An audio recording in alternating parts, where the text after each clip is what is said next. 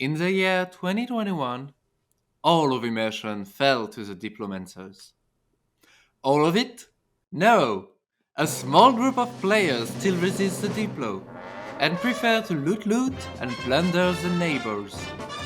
Helped by Porter's magic hosting, they play anonymous games, making a point of mocking the diplo players and their proud legions. Hello everyone, and welcome to AnonMAs Turn 5, the no diplo anonymous player games I'm hosting on the immersion server. This is, as I just said, Turn 5, so we're still in the expansion phase of the game, and we're gonna dive right in. We're gonna start with Ulm. Ulm went for 2 provinces this turn, finishing clearing his cap circle. Let's see how it went. So, just 2 Black Lords with 2 Black Knight bodyguards took on all this stuff pretty easily, I must add. Every Black Lord is equipped with a Mangosh of Parrying, just like we saw last turn in the other province, where he used them to tank heavy cavalry. And they just go in and murder everything. Don't take too much damage for it. Well, this Black Knight took a lot. And, like, for the most attacked one, like, a lot of the infantry already died, but as you can see, his defense skill is still really high. Thanks to Mangosh for being so good. And yeah, easy enough province, lossless expansion, and then they went for that one. With the Black Lord we saw in the previous fight and the rest of the infantry. The commander being dead from the militia, going past the infantry last province. This time the cavalry don't run straight at the heavy cav, so I'm assuming that was a mistake. But yeah, easy enough, they clear everything, no losses. No neighbors yet either. Man went for triple expansion, the dragon taking back to take provinces by itself. As you can see, everything worked. We get to see the Knights of Avalon start to get out of capital and take provinces. So he also got one of his national hero, the Knight of the Stone, who has lucky as base stat, is also sacred, so technically if you manage bless it, he will get a little bit of attack skill. Always good if you try to gear him as a repel thug. And yeah, he's lucky by default, which is really good. Also have a fuck ton of 8 point. So really good national hero, really lucky to get him that early. And yeah, the knight just murder everything, just like we saw the Black Plate cavalry from Ulm do. Easy province, no losses. Even more troops than before, but mostly garbage.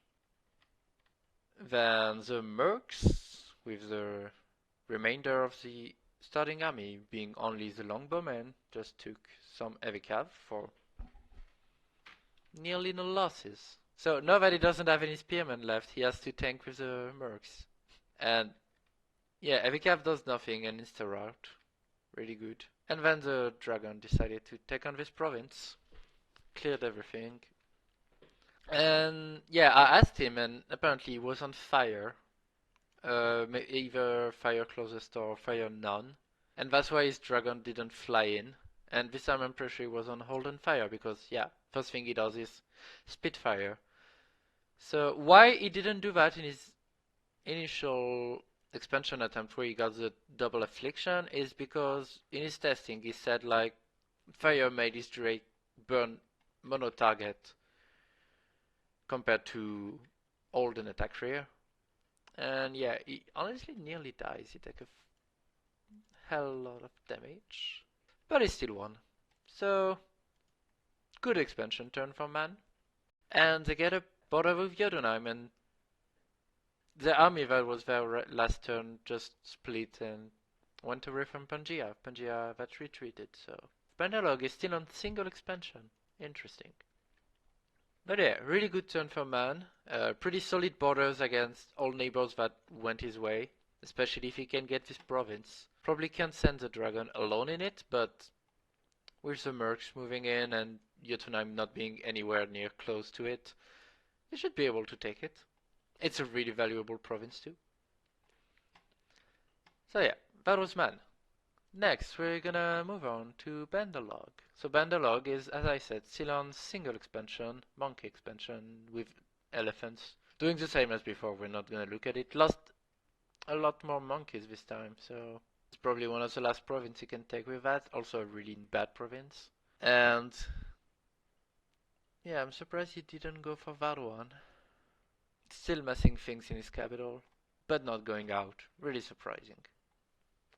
Not much to say about Banderlog. They got a turtle village, which is cool. They can go underwater, fight Zeus and Pelagia with turtle soldiers. Turtle warriors, sorry. Anyway, yeah. Banderlog's not doing much. Then Sileria. Sileria took a really good province, because it's a crystal sorceress province, and even though it's technically a crosspath, the nation has a base, the air astral crosspath, it's not one they really have a lot of, because it's from an STR mage that is cap only. And also they, as you can see, apostasied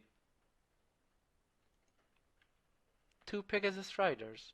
So even more sacreds to join the... Oh, this one is weakened, though, that's sad. It's still, like, pretty nice result. We'll see what they do with them. But yeah, lost nearly no troops. Got a good province, but yeah, death free. And as you can see from this unit being diseased, it's probably a well of pestilence, which is not too good, meaning that even if he recruits, well, I say even if I know after talking to the player that he will recruit them, he'll have to always ferry them to another province before they get diseased. That's his only move this turn, so yeah, Celeria is also still on single expansion, despite being like a nation that expands super well. So I'm waiting to see what he does. Now, really hope he starts pumping out more parties. For his own sake, like you wanna secure as much land as possible to start building your infrastructure up before you get rushed by people, as Celeria. Next, Jotunheim. Jotunheim went for double expansion this turn. First we have the initial party, still taking no losses, still cleaning everything in its path. Pretty garbage province though. And now we have the new one being composed of Alfredin and Varys. There's a lot less giants here, so it took losses. The Varys had to do some actual fighting, is my guess, leading with like Jotun horse. So yeah, you can see that's a really neat thing when you have like big units and small ones that are size 1. They'll fill the gaps. And so you get your 6 point of size per square instead of just 4 because of the Alphaden being too big to be 2 per square. So yeah, that's really good. They go well together, and a few Varys dies, but overall a pretty good battle. And we can see an indie commander here, probably just to go and lead some troops. I'm assuming he's not trying to... Or maybe to go start a fort construction here, but that would mean he cannot recruit anything that can do it from here. So I'm assuming to lead troops from now on, not to waste cap turns, because he doesn't have any sacred, so he just needs something with leadership. Next, Agatha. Agatha too is still on 1 province a turn, which I'm really surprised by, because with the bless he has, these guys can take provinces just by themselves. Anyway, same strat as before. It's just Agatha having so many like combat speed 12, combat speed 10, and combat speed 8 means, yeah, as you can see, like big discrepancy between when which unit gets into battle, and so they fight alone. But these guys should be fine, tanking. And then the Tramplers goes in. Just lost 1 infantry in the process, so yeah. Which is why I'm really surprised they're still on 1 expansion a turn. Vanheim. Vanheim is the same, 1 province a turn. Just even sent more vans than before to kill the barbs. I guess it's barbarians, you wanna be sure. I'm expecting this party to split after this turn and go take more provinces per turn, like easier ones, because barbs are tough not to crack. But yeah, the battle went super well. Elf cavalry just destroyed everything. He lost a lot of his Osculls, so We'll see what it does next turn. Not much to say about that. Then we have AnonMAs Turn. So, yeah. Not the best turn, as you're gonna see. There's a priest here. We're gonna see if it does a lot. Yeah. Yeah. Yeah. It's the banishments from a level 1 priest hurts.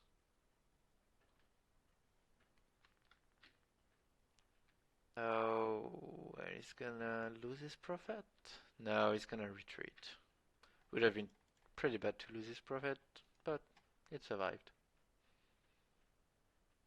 It should. It's not here though. Which is surprising, because prophet being more 30, they should not die in retreat. Interesting. And they also try and go here, and as you can see, it went just as well as in the other province. That's a really small amount of undeads, honestly. Yeah, they just get overrun. Especially because everything was split, so they get overrun group by group.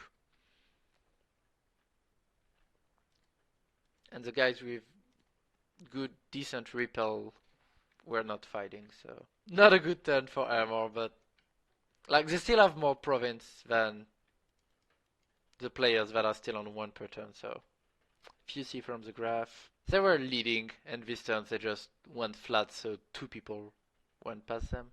Still hurts quite a bit to lose like expansion parties left and right for no benefit. Next, Pelagia. Pelagia sent all the stuff, and they didn't go in.